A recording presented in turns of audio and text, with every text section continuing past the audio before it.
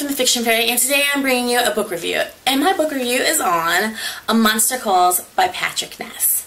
First off, this cover is hauntingly beautiful.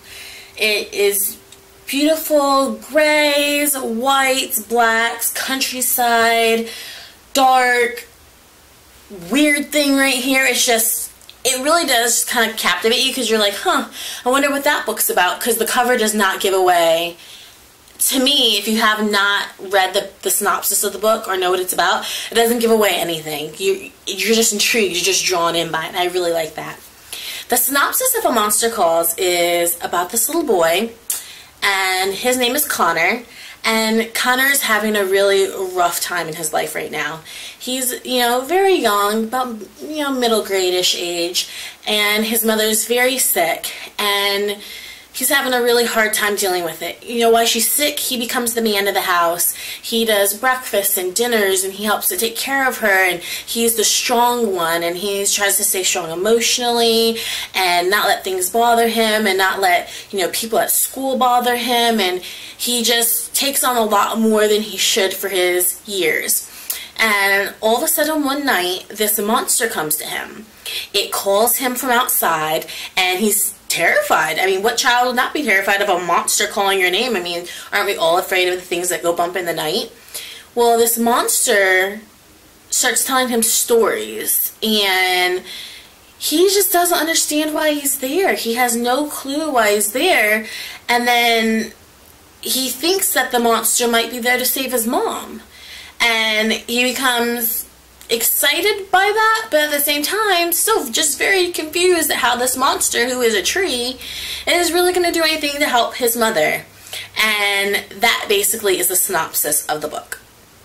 The things I liked about this book is that it was just beautifully written. It flowed effortlessly, and for Patrick Ness to have taken an idea by, I think her name is Siobhan Dowd, or Siobhan Dowd, and take a piece of her idea that she had before she died and be able to still put his own voice to it and keep the integrity of her idea but still keep the integrity of himself as a writer, I thought was amazing.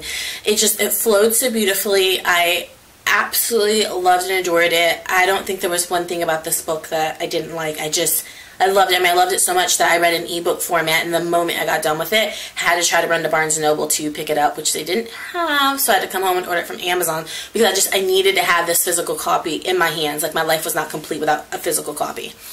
So again, dislikes, there's just nothing I disliked about this book. My overall opinion of the book was that it was heartbreaking. Even, trying to talk about it is, a little much, but it was just a heart-wrenchingly beautiful book. I felt horrible for Conor because of his age and because of his situation, but I also felt horrible because I could relate to Conor. And I think that a lot of people can relate to Conor. I think that's what makes this book so good, is that we've all had somebody who has been very sick in our lives and that we loved very much, and that you had to take on a lot of responsibilities just in your life while they're sick, and a lot of responsibilities emotionally, because you want to be strong for them. You don't want to cry, you don't want to be a burden, you want to have a positive attitude, but that all starts to wear on you after a bit. Especially if somebody is sick for a lengthy amount of time and maybe gets sick and gets better, gets sick and gets better, you do come to a point where I don't want to say you almost want them to just let go, but you almost want them to just let go. And that's a hard emotion to deal with, because you love this person terribly and you don't want them to go. But at the same time, it's so painful to have them get sick and get better and get sick and get better and get sick and get better. It's almost easier for them just to let go. It's easier for you. You feel very selfish for thinking that way. And that is something that I think a lot of people who have somebody who's sick in their lives, they have to kind of deal with. What does that emotion mean? If you have that feeling, does that mean that you don't love this person anymore because you wish that they would just let go sometimes? No, it's a normal, natural part of the grieving process that would happen, because you're constantly having to grieve somebody and then they don't go. And then you grieve them and they don't go. And that's a tough little roller coaster to kind of deal with. And then kind of just dealing with when it's time for the person to go. is that, you know, you've waited all this time and then you're not ready. You're not ready at all. You don't want them to go, and it's dealing with that emotion, like trying to now prepare yourself to really let go of that person. And what does that mean? If you let go of that person and you say, okay, I'm letting go, you can move on, does that mean that you won't think about them anymore? Does that mean that you won't remember how they smell? Or you won't remember their voice? It's just very tough, and I just really love this book, and it meant a lot to me. 2 seconds. It meant a lot to me, and I would recommend it. I gave it a 5 out of 5 cupcakes.